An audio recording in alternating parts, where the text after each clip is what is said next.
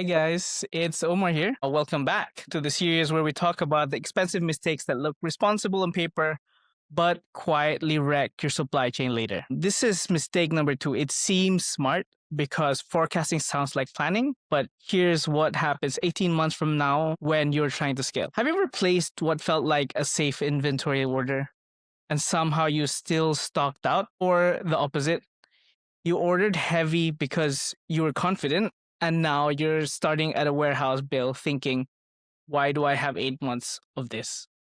I've seen brands do this and lose money on both sides. Lost revenue from stockouts and cash trapped in slow movers at the exact moment they needed it for marketing. So it needs to be very aligned when it comes to that. And the wild part is they thought they were doing the mature thing. They were forecasting. They weren't just using data. So what is forecasting without data? It's basically when you forecast is mostly just based on vibes, gut feel, and optimism dressed up in a spreadsheet. It usually sounds like we're probably going to grow 20% month over month. Last launch went well, so this next one should be similar. We feel like the SKU is about to pop, or our ads are improving, so demand will follow. Let's just order enough so we don't stock out again. So these are just really common things that I usually hear from founders that think that their supply chain is going well. And to be fair, it seems smart because forecasting feels like what real businesses do. You're trying to be proactive, you're trying to avoid chaos, but here's the catch. If you don't have clean inputs, the forecast isn't planning. It's a story. And stories do not protect cash. Forecasting without data is basically building an inventory plan on top of assumptions that haven't earned the right to be trusted yet. Here's why it gets expensive later. And I want you to picture the 18 months from now version of you or your brand. At the beginning, forecast without data creates small misses. You order a little too much of one thing, you get a little bit excited, so you slightly underorder your hero SKU. The panic expedite once or twice. So we've heard this. I'm just gonna ship a couple of air packages. I'm just gonna expedite a little bit on a couple of my shipments. Annoying but survivable. But when the brand grows, now you have more SKUs, more variants, more channels, more ad spend, and usually more complexity in the supply chain too. And the cost of being wrong multiplies. You trap cash when you need it the most, basically. When the forecast is wrong, you buy inventory you don't need yet. That cash is now sitting on the shelves. So you start making dumb trade offs like, let's pause new product development, or let's cut ad spend, let's delay hiring, or let's run a promo we didn't want to run. Not because the business is failing, but because the cash is stuck in boxes. Brands that overbuy slow movers often underbuy winners because cash is trapped.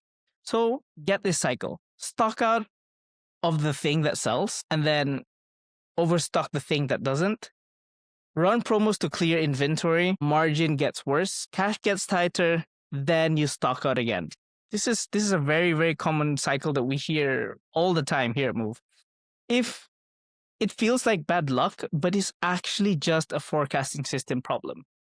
So when forecasting is unreliable, everything seems reactive.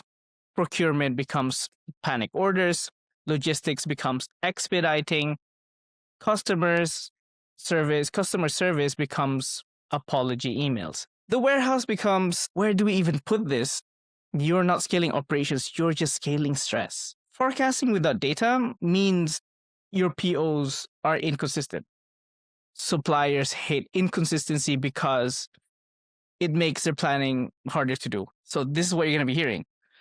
MOQs increased or lead times increased. You have an guaranteed production slot or price is higher now. And you're thinking it's the supplier's fault. Sometimes it is, but a lot of times it started with you not having a stable plan backed by real demand signals.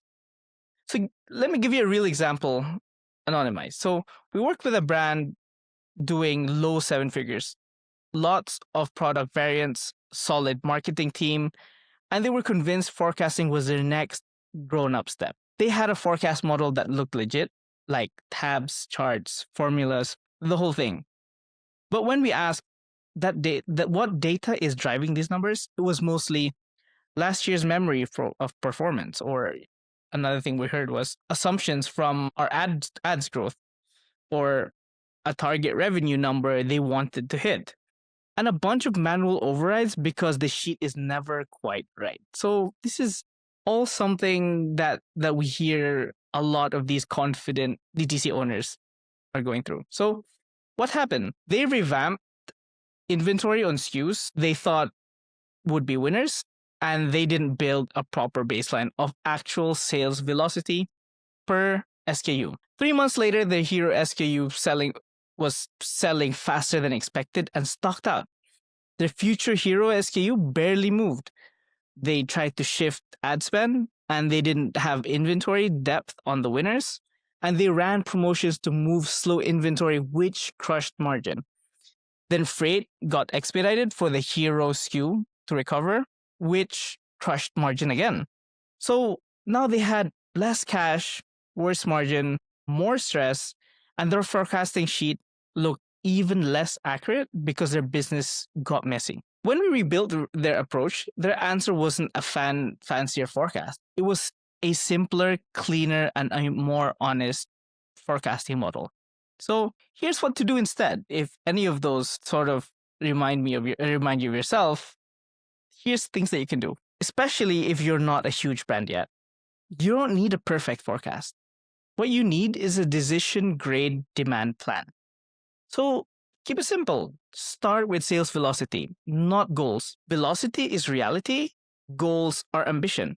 So you take your last 8 to 12 weeks of sales by SKU and calculate average weekly unit sales, trend direction, flat, up or down, and variability. Is it stable or spiky? If you only do one thing, do this. You can separate the demand into 3 buckets.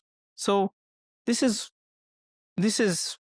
the move that instantly becomes, and it makes planning a little bit clearer. Baseline demand, this is definitely what sells even when you do nothing special. Or marketing driven demand, what moves because of campaigns, ads, or pushes. And event driven demand, launches, holidays, big promos, influencer moments. Most brands blend these together and call it a forecast. And that's how you get fooled. So forecast at the SKU level for winners and category level for everything else. You don't need to forecast 400 SKUs with the same effort. Forecast top sellers, your A items, individually. Group the long tail B and C items into buckets. This keeps your planning sane, and it reduces how often you overthink tiny SKUs. So you must have definitely heard of grouping it into ABCs. That's typically what it is.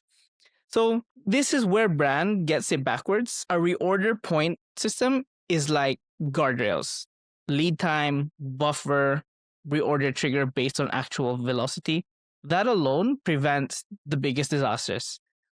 Forecasting is great, but if your reorder logic is broken, your forecast is just a decoration.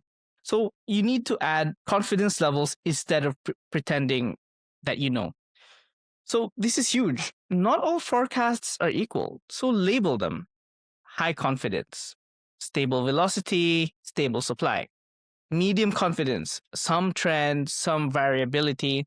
Then you finally have low confidence. You have your new products and a volatile demand. Then you just adjust how aggressively you buy.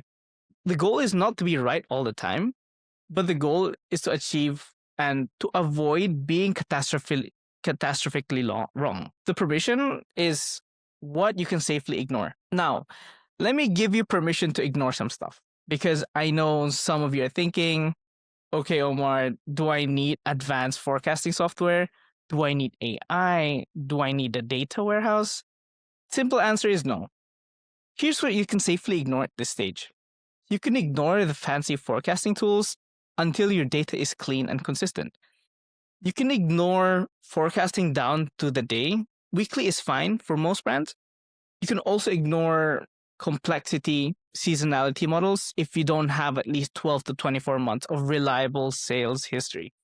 You can even ignore perfect accuracy. You're aiming for good enough to protect cash and service level.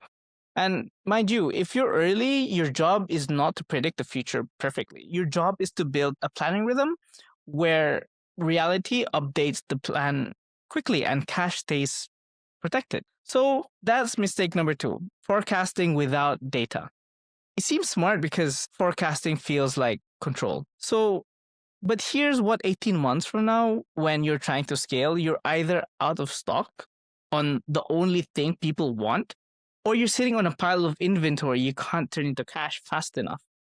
So next episode, we'll be hitting mistake number 3, and this one's gonna hurt because it's the one that makes brands think that they have a supply chain problem when they actually have a process problem. If you want, I can break those things down.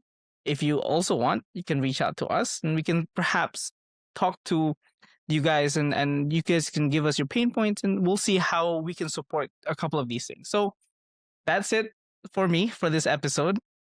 Thank you so much for watching.